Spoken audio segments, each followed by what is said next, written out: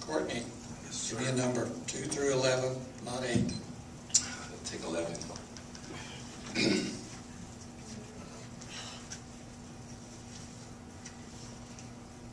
This is a question that addresses both candidates.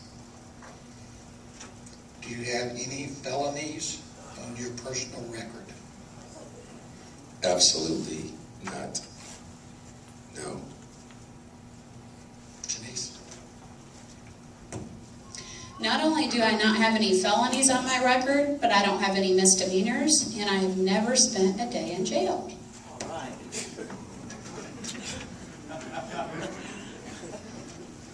JaNice, give me a number.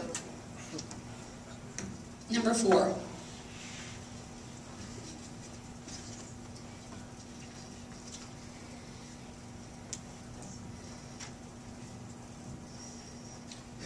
Parents have the tendency to lose their patience at times, which can create a harsh living atmosphere. What is your position on child abuse? Well, because I work in the field of education, I think that's something near and dear to my heart, the safety and welfare of children. I think certainly in Rockdale we have a lot of wonderful families and support systems, especially through Rockdale County Public Schools in place to make sure that we don't have any of the children that fall through the crack. No matter how great of an environment you have or community that you have, and the leadership you have, there are always going to be those families that really struggle, especially in this economy. I know that we have a great domestic task force through Judge Nancy Bill's office. We have Project Renewal, which is another agency that does a lot of support services in the community for battered women and children. And now we have the Phoenix Pass Project as well. But I do feel like that child abuse is a very serious offense and that children should be protected at all times. I think people should be punished severely for any infringement upon a family, such as child abuse of any measure. I think that as a whole, I think that our community can continue to support through programming that this public school system has done, as well as continue to do outreach programs to better the communities and families. I think another strong partner in that relationship is the Department of Family and Children's Services, to which the Board of Commissioners does appoint a member of that committee. So, thank you very much. Courtney, give me a number. 2, 3, 5, 6, 7, 9, and 10. 3.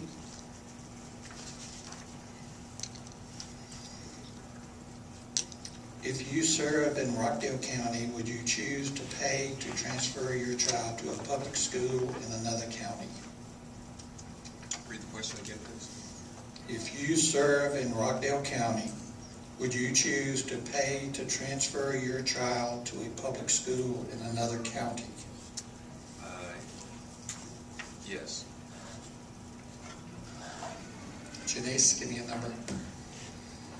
2, 5, 6, 7, 9, and 10. 10.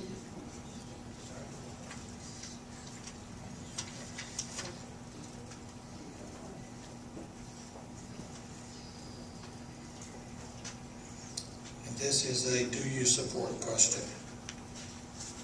Do you support safeguards in, it says SLOST, I guess it is SPLOST. SPLOST. Okay. To prevent illegals benefiting. That question doesn't make sense. SPLOST deals with capital projects. So It'd be having illegal in-use projects on those projects, probably.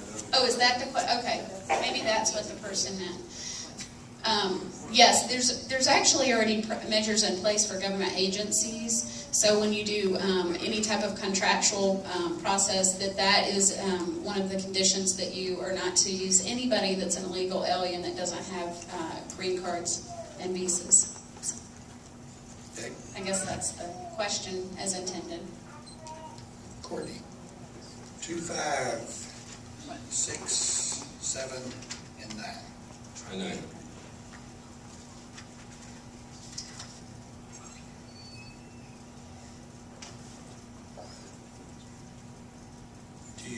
that your background is good for the public office you are seeking? Absolutely. I have been serving in communities across America since I was 19 years old. I've always served in honesty and integrity. I've worked on a number of community organizations, coaching basketball, dealing with homeowners associations, and making sure that the community continues to advance. But primarily my background in real estate, I think, is chief for the position that I'm running for. Understanding real estate development, I was the first African American to buy a major asset on Peachtree Street in Atlanta.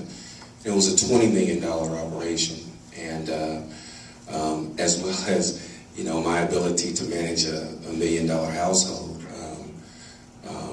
and to pay debts off. So I think that with regards to my background for the position, I think that my ability to manage money, my ability to make sure that debt is alleviated, my ability to look at line items as a developer to make sure that everything is on point, and if there's any contradictions in any department or any line item, we need to make sure that there's proper auditing to make sure that each budget comes in on time and under budget.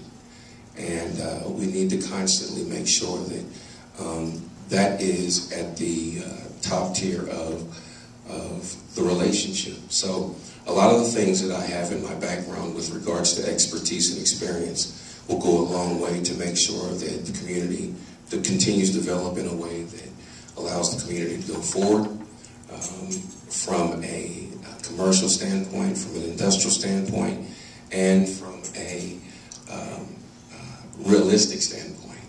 Thank you. JaNice, 2, 5, 6, or 7? 5. This is a both of you question. If you had a background check, what would that check reveal about you?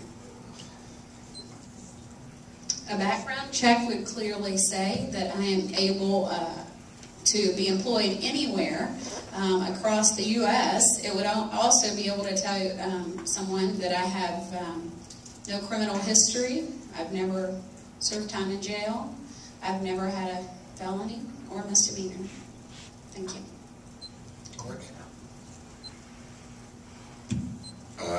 My background would reveal that I am a young man that's lived a life, and not a perfect life, but I was a little radical when I was younger. I was in the nightclub business in Atlanta, Georgia, back in the 90s, and that was a part of some of the stuff that I developed. And there were different incidences that went on in some of my nightclubs. There were incidences that, you know, where the police were called. And so I haven't had a life where I spent 20 or 25 years in the corporate world.